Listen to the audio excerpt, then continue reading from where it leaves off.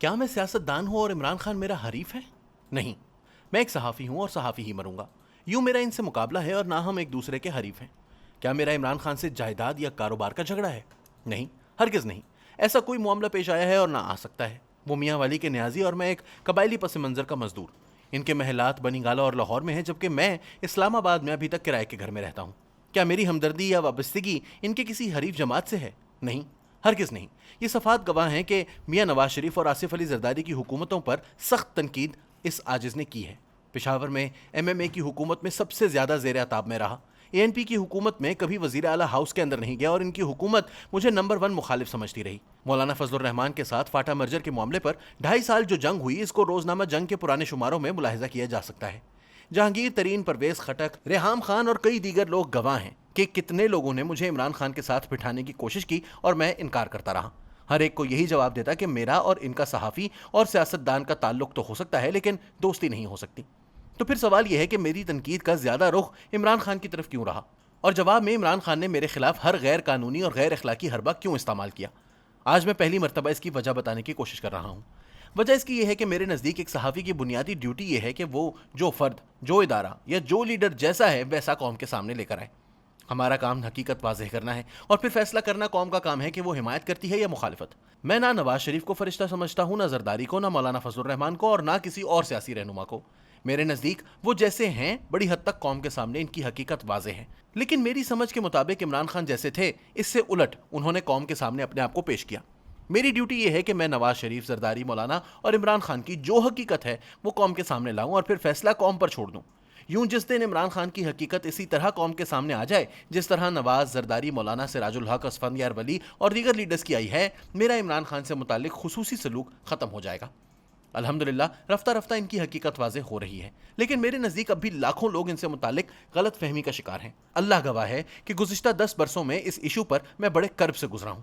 جب آپ کو کامل یقین ہو کہ سامنے کھڑے شخص نے کالے کپڑے پہنے ہوئے ہیں، لیکن ہزاروں لوگ کہہ رہے ہوں کہ نہیں یہ تو سفید رنگ کے ہیں، تو اس صورت میں آپ جس کرب سے گزرتے ہیں، میں عمران خان کے معاملے میں اسی کرب سے گزرا ہوں۔ کئی لوگ اس بنیاد پر میرے دشمن بن گئے اور مجھ سے یہ تقاضا کرتے رہے کہ میں اس کالے کو سفید کہوں۔ پھر 2010 سے طاقتور ریاستی اداروں اور شخصیات کا دباؤ شروع ہوا کہ میں کالے کو سفید کہوں۔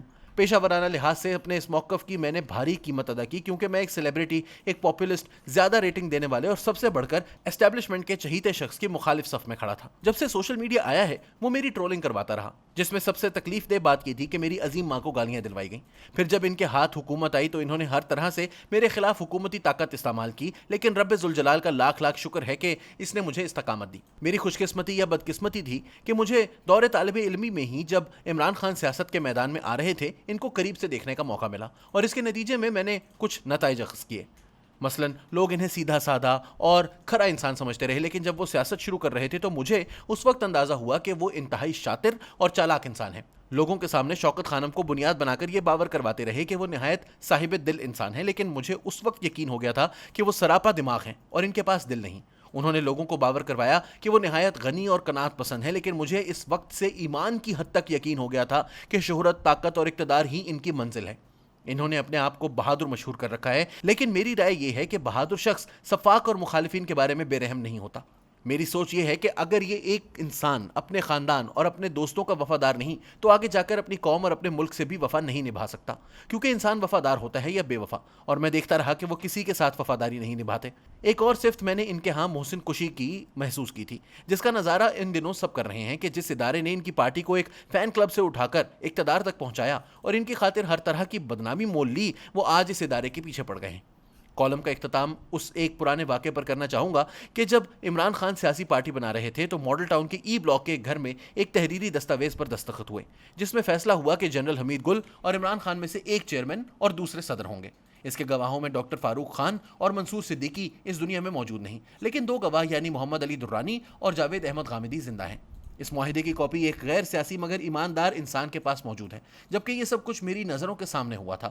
معاہدے کے بعد عمران خان لندن اپنے سسرال گئے اور جب واپس آئے تو انہوں نے باقی لوگوں سے کہا کہ جنرل حمید گل کو ساتھ نہیں رکھنا اور پارٹی ایسے وقت میں اناؤنس کرنی ہے جب وہ ملک سے باہر ہوں۔ چنانچہ انہوں نے ایسے ہی کیا اور جنرل حمید گل مرحوم اور دیگر لوگ حیران پریشان رہ گئے۔ آپ خود اندازہ لگا سکتے ہیں کہ کس کے کہنے پر انہوں نے جنرل حمید گل کو یہ دھوکہ دیا۔ ان کی یہ چال بازی اور بے وفائی دیکھ کر مجھے شدید ذہنی جھٹکا لگا، لیکن ساتھ ہی یہ اندازہ بھی ہو گیا کہ ان کی سیاست کی ڈوریں کہاں سے ہل رہی ہیں۔